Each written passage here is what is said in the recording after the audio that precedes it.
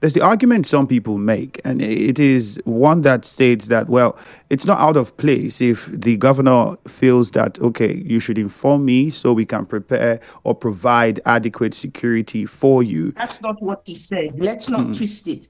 If that was what he said, I doubt you and I will be having this conversation right now. He didn't say that. Let's not make excuses for bad behavior. Let's not make excuses for somebody and his bad grammar. Let's not make excuses for somebody who's dropping the ball on the on Edo State, and even whether you're an indigent or a non-indigent. Please, let's stop making excuses for bad behavior by speaking. So you think this is political, in your opinion? You think it's all politically? Absolutely. Okay, was he addressing from the video clip, which all of us saw, was he talking to security operatives within his state?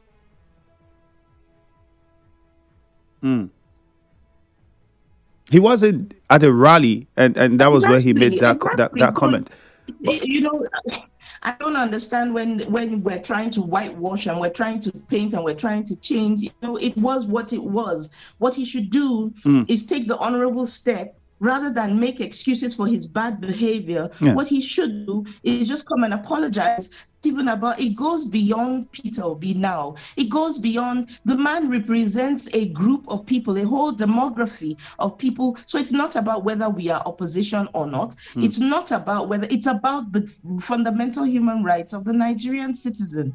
I always say Nigerians are the most fantastic, resilient people on the face of this earth. And we cannot, in our own country, continue to be treated as second-rate, second-class, third-class citizens because some irresponsible people are in power or have come to a place of authority. Nigeria and Edo State is not a motor park adventure.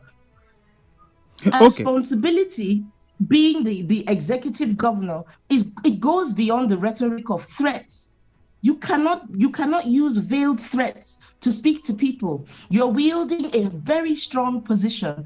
And the thing is, that things degenerate quickly. It's wrong.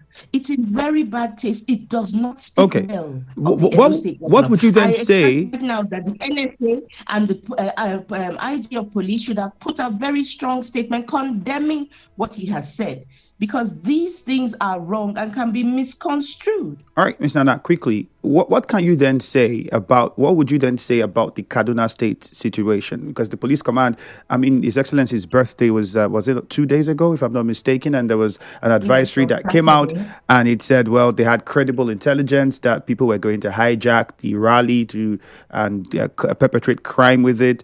How would you respond to that? What's your view? No.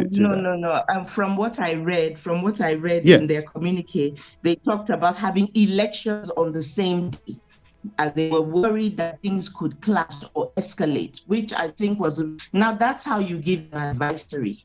You understand? That was an advisory. Right. That was, but it did not diminish the Obidient Movement and the celebrations that happened across board. The beauty of what happened on our day of service, celebration of Obidient Day of Service, was that all across the nation, we did it peacefully. Nigerians, Obedience, came out with their own funding. They bought fuel for commuter. They paid for commuter transport. People were barbing on the streets, giving free barbing services. They went to the correctional centers. They went to IDP centers. It was one day that was, shows the infectiousness of the kind of charity that Mr. Peter Obi does, and we decided to amplify that all over the nation where the celebrations happened. There was no record of violence. There was no people used their own personal resources, as we have always done in the past, to support this cause, to celebrate a man that we call an icon. And like I said, his infectiousness for charity, is something that, Obedience decided to replicate on a very large scale. People cooking, people were frying, people were cooking rice, people were serving drinks, giving water.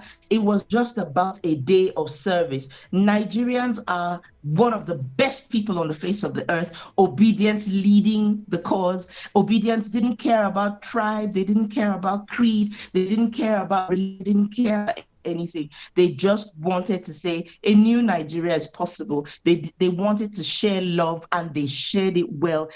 Kudos to the Obidient Movement. If every Nigerian behaved, like the Obidient Movement did on Saturday, then Nigeria would even be a much more better place. The coalition ADC, there's been several videos, pictures. In fact, we've seen His Excellency support that movement. And for some people, there is the concern that, well, could this dampen the support he has from young people? Would it change anything? For the Obidient Movement, where do you stand and how do you see this? For now, yes, we know he isn't a part of the ADC, but then he is in support of what they are doing and what the coalition stands for. Do you see that affecting his momentum in any way? Absolutely not. I think it has even grown the interest, in His Excellency Peter Obi.